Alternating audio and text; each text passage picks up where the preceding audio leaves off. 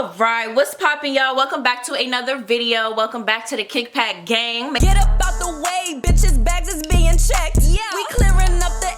Make sure your back is doing good and make sure you're drinking some water, period. So we're about to get into some discussion. We're going to sit and watch some videos around black discussions in the black community. Okay, so let's talk about it. Let's react to some videos and let's see what black discussions we can find on TikTok so that we can talk about it here on YouTube. So especially with TikTok about to get its ban, y'all, I don't know what the fuck is happening, but I did hear that it got passed to the Senate, so it's about to get signed. So it's giving that. I'm gonna be honest with y'all, TikTok is pretty fun. I just decided to get on TikTok this past year, so I just find it funny how as soon as I want to get on motherfucking TikTok, bitch, y'all want to take the shit away. But I can see why people are saying that the government is strategically doing this, because information does spread like wildfire on TikTok. It's the one app to where you can go viral easier. The second thing is the information that is being circulated through and around TikTok. It's less censorship.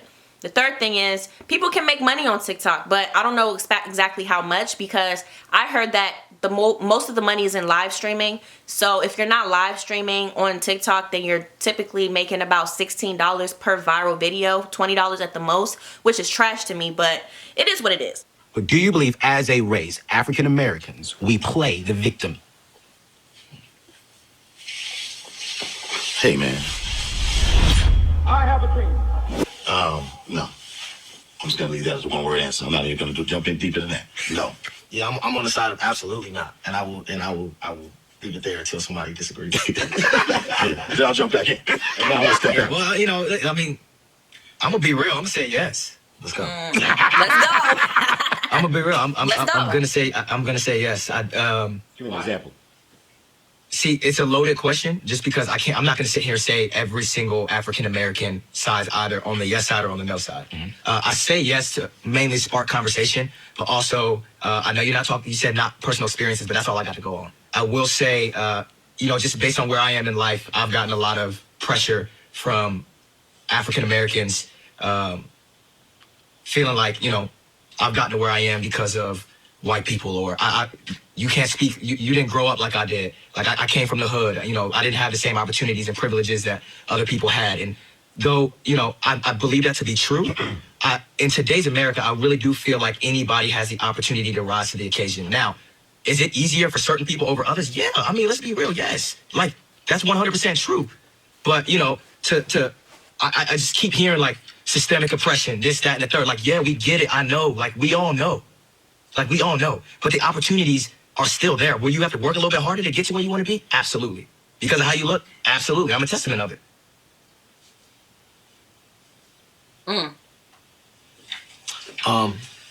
Anybody say that? Go. I want to hear this. I think.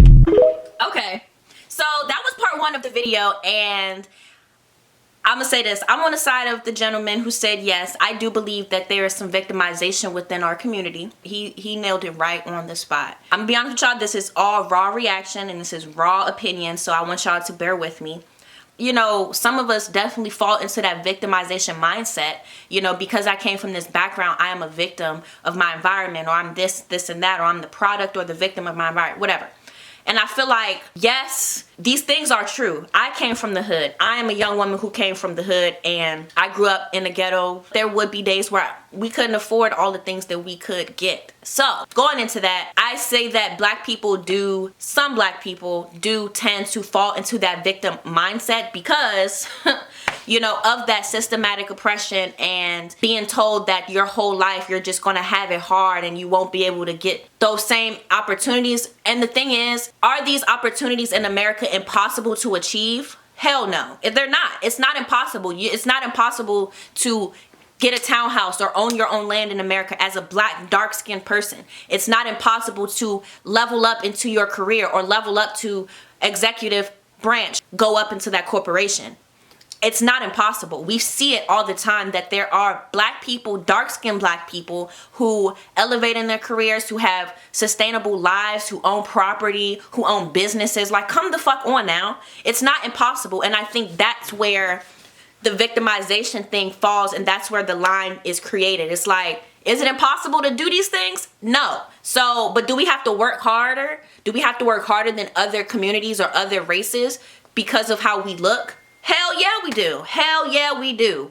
But it comes to the point where, okay, you either accept that and you still overcome and you still overachieve and you still achieve those goals that you had set, even though you had to work harder. I think that is like empowering in a sense, instead of thinking that it, you know, it can either empower you as a person or it can cause you to be a victim.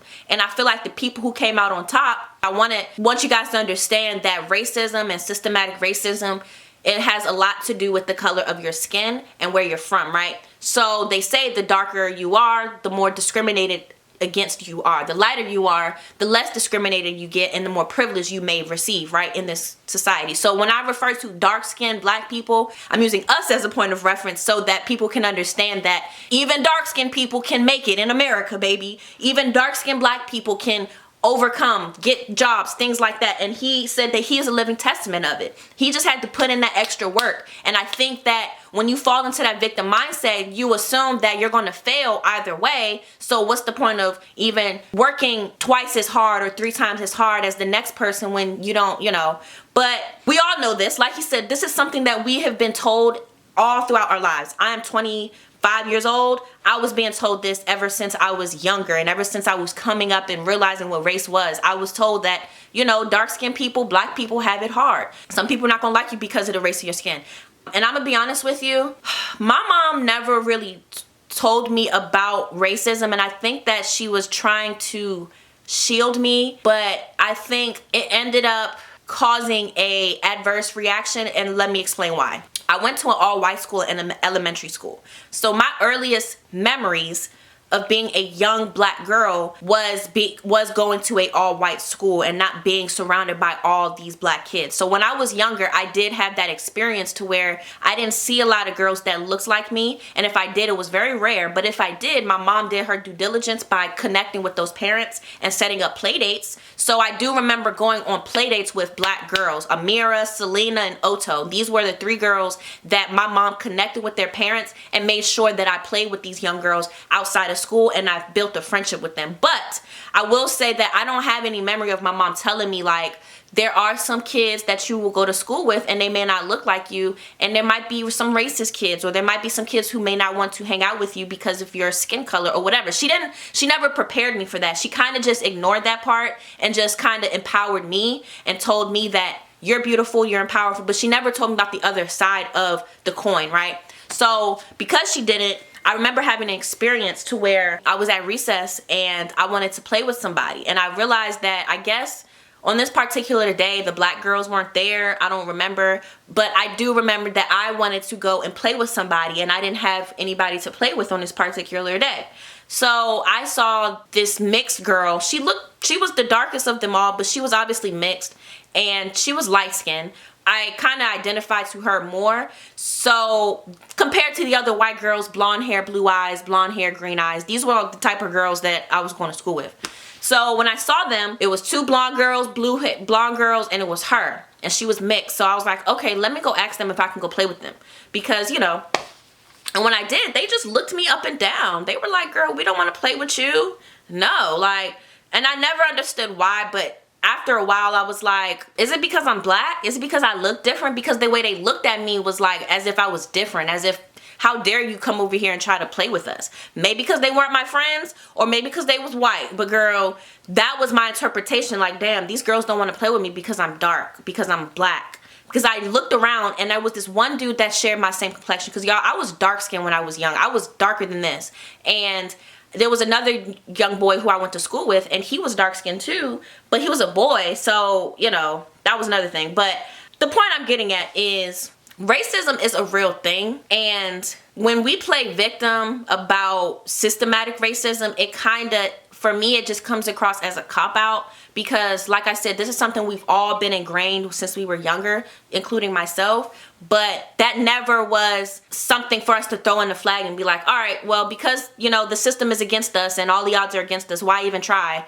that's just not how we are supposed to operate, I guess. But there are some black people who are like, what's the point of even trying if I came from this background and the system is already pitted up against me? It's like, still go head on and still confront these discussions and still continue and achieve your goals regardless of the hardship, right? So let's go into part 2 and see what we can find. I think it's impossible to accuse us of playing the victim. You're talking about a 400+ year head start for a particular set of people. You're talking about systematic oppression. That's what I meant by a post-traumatic state. Is we're at this stage in 2020, we're trained to say, yeah, it's unequal, and that's just not okay to me.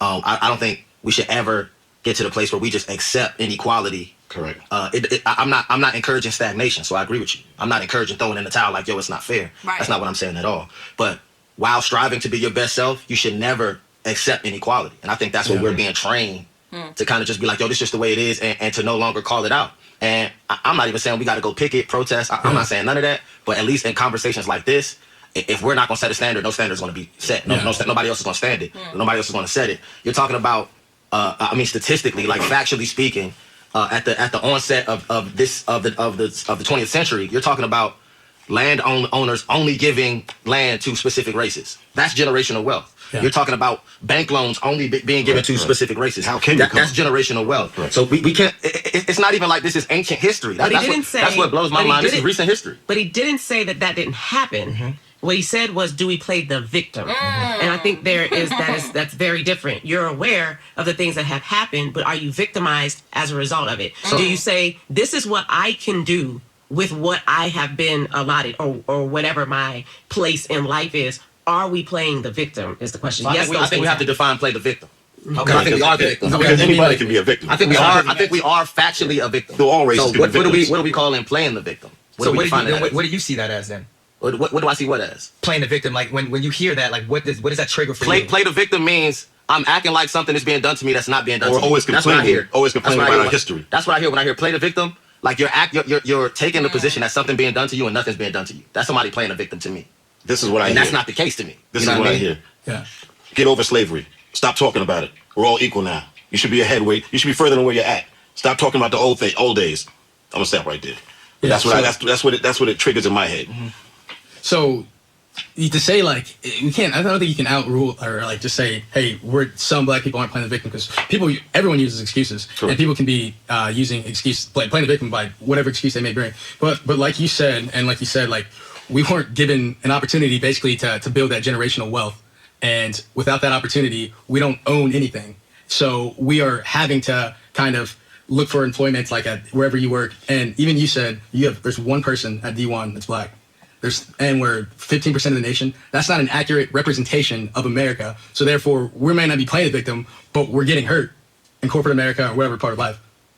So we just saw part 2 of this discussion, and we got to hear the other side about what they think victims playing the victim is and why they think that black people do not play the victim. So it's important to understand and have a basis of understanding here. So having the same definitions, asking both parties, what is your definition of this word first is spot on. It allows for everybody to have a baseline and a point of reference, and everybody understanding that, okay, we all understand that this is the definition of what we're talking about. So it seems like everybody had their different understandings of what victimization and playing the victim is. These gentlemen who oppose do we play the victim, they said that when he hears victim, when I hear the word playing victim when it comes to black people, I hear pretending like something happened to you that did not happen.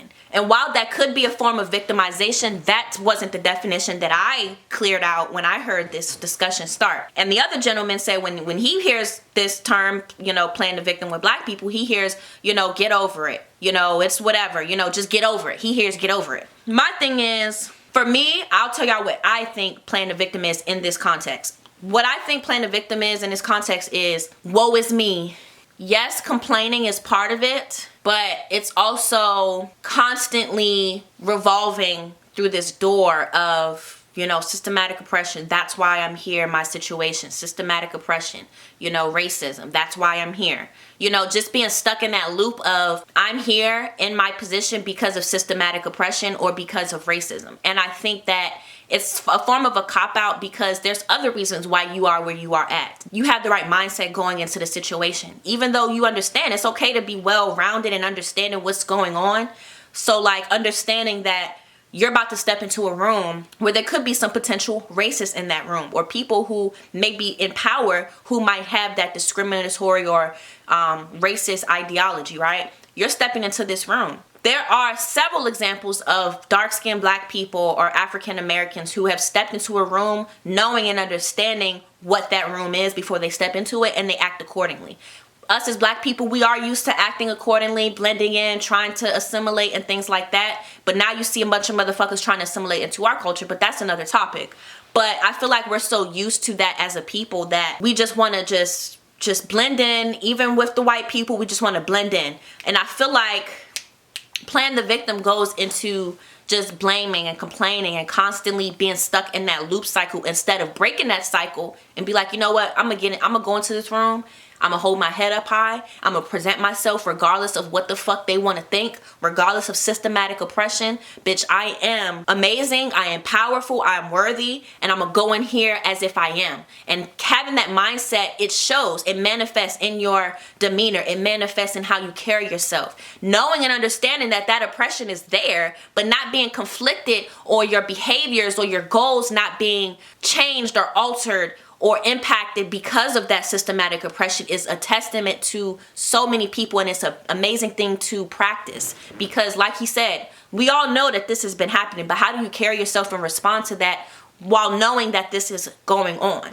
Are you still going to do that and fight harder and go harder so that you can still achieve your goals for your children, so your children can receive that generational wealth, right? How hard are you willing to work for that? And even though it's sad that we do have to work that hard, and we're working towards bringing the awareness into this and making sure that Black people are not discriminated against in the workplace and other places, but it just helps the movement so much better when you have people who are pushing through and still coming out on top. Because if you had no Black people who were on top in certain situations, or, you know, executive producers or landowners or whatever the case, because there's Black people who own land, there's Black people who own businesses, and if you talk to them, they will be able to help you or get you or give you advice on how they did it. They most likely will say, well, I had to try 10 times harder, but they got it though. You get what I'm saying? So I feel like being focused on that goal initially and not being distracted by anything that may happen, and knowing that nothing is going to stop you from achieving your goals, even systematic oppression, even systematic racism, is a powerful thing, because that's how you overcome it, in a sense, by showing them damn racist, bitch, regardless of what you tried to do, bitch, I made it on top. I am here. I'm here, and y'all have to indulge and y'all have to watch me, because I worked so hard to get where I'm at. And there's now, you know, in situations, there's white people who work under Black people. It is what it is. If they're racist, they're going to have a problem with it. But what can you do when you've leveled up in a system that was meant to knock you down? You get what I'm saying? It's a beautiful thing, because being able to fight the system or find loopholes in this system or whatever you have to do to make it to the top, when the whole goal of this system was to make sure you don't, is a beautiful thing. It's like a fucking cheat code. It's like a fucking cheat code. Who wouldn't want to know how to cheat the system so that you can get on top? You get what I'm saying? So that's why I'm with, you know, that with the other gentleman. But I get what they are trying to say, and I understand that different definitions will be placed, so it's important to have a baseline of what victimization is so that people can build off of that with a common understanding. Agree with him. You know, I also don't like the term playing the victim, because it does sound like you're alluding to something that is not real. Mm-hmm. And I think if we, you know, I'm not dismissing or negating the effects of 400 years of oppression. Sure. And, you know, the things that we've seen and been through. I'm not dismissing any of that. But if we cut it all off and we started with a year ago, we are still being victimized by the stuff you have to see on TV. You have African-American boys who at the age of 11 or 12, all they have ever seen were African-American boys being killed on TV. Mm-hmm. That's all they've ever seen. They've not known the life without it, because they've watched this happen since they've been old enough to understand. Mm-hmm. They are victims. You can go into a grocery store, you can go into an amusement park, you can go anywhere and be mistreated, and you'll be a victim today. we're not talking about the victimization only of the yesteryears. You can be a victim tomorrow. And I think if we're all honest, we have been in places where you have been the victim. That's right, you were of either course. wrongly accused or wrongly criticized, or maybe let's not even make it a negative thing. Looked over for a job unjustly. It's happening. So there's a rationale to the relevancy of still being victimized. Yeah. Yeah, and like I was to her point, it's not even like this is ancient history. We're talking about 1960s, 1970s. Like the Civil Rights Act was just passed halfway through the 20th century. Like it's not even hundreds of years ago. Like there are people alive still, like, you know what I mean, who went through segregation that are still alive. Like it's not even, Of course. you know what I mean? It's not even ancient history. So I can never agree that the responsibility is on us to fix the mistakes of others. I could never agree with that. I just can't. And it doesn't take away, something that I said on the back end of my last answer. At some point, as a family, as a community, you can gather the people you love and say, let's get us out of this. sure. And then you could say, well, we're no longer playing the victim. We took pride and took our own responsibility. And then you can build all that up, and tomorrow you can go somewhere and still be disrespected. To that point, in my initial answer to you, I said I'm not making an excuse for stagnation. Like it's not no excuse to be stagnant. Yeah. It's not no excuse to not grind and hustle and get out here and get it. But even if his question is about us as a race and as a culture, and if I get my family together and pull my family up, that's my family. Exactly. You feel me? That's right. That's not balancing the scales. That's right. You know And what I'm saying? it's very interesting. Your point is very, very interesting because I could be an extremely successful black man in today's America and still go somewhere tomorrow and be looked down upon because of what I look like. Yeah. So I was gonna ask you because I remember like Booker T watching like the 1890s to kind of offset the Jim Crow. This young lady made a great point, and then we're going to wrap it up after this. But this woman made a great point, and it kind of altered my perception on all of this because, like he said, you can be a successful black man in America and then go somewhere else and be wrongly accused of something, or somebody think you're stealing. And this is very, very, very true, y'all, because if you guys don't know, there was a discussion this past year about black people traveling to different countries and what places are safest for black people and what places are safer for black women to go to, and people expressing their experiences with racism in other countries. And that is a real thing. I'm currently in Italy, and yeah, they don't like people at all. They don't,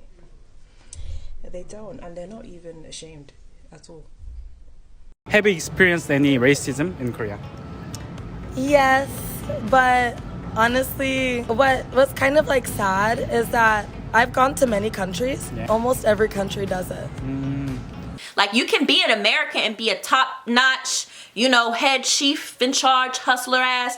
But when you go to another country, that's a different story. So I will definitely agree with that. I don't think black people are playing victim when it comes to that. That is a real thing that is happening. And we are victimized. Unfortunately, we can still be victims in day-to-day life. And I'm not refuting that. And like he said, when you make money as a black person in your family, you're making money for your family, not balancing the scales. And that is another great point, because as black people, we're talking about balancing the scales and making sure overall all black people have these things, but it's just not how it works in this day and age. When a black person makes money, he's pouring that money back into his family. Other black people still suffering. So unless you're donating and you're contributing to your community, that's why we like to encourage giving back to your community and not being selfish. But all these people made some great, beautiful points, and these are some very intellectual black people, and I would love to hear more from them because these are great points. They all made great points. So that's basically it, y'all. I would like to hear your thoughts on this situation in the comment section below. Do you believe that black people play the victim? Do you think that that is the case? Please let us know why you think that black people play the victim, or why you don't think black people play the victim in the comment section below, and we will get talking there in the kickback. So that's basically it, y'all. Have a good one. Stay blessed. Bless up. Make sure you're drinking water. Make sure your back straight, and we'll see you in the next video. Peace. Get up out the way, bitches, bags is being checked. Yeah. We clearing up the air.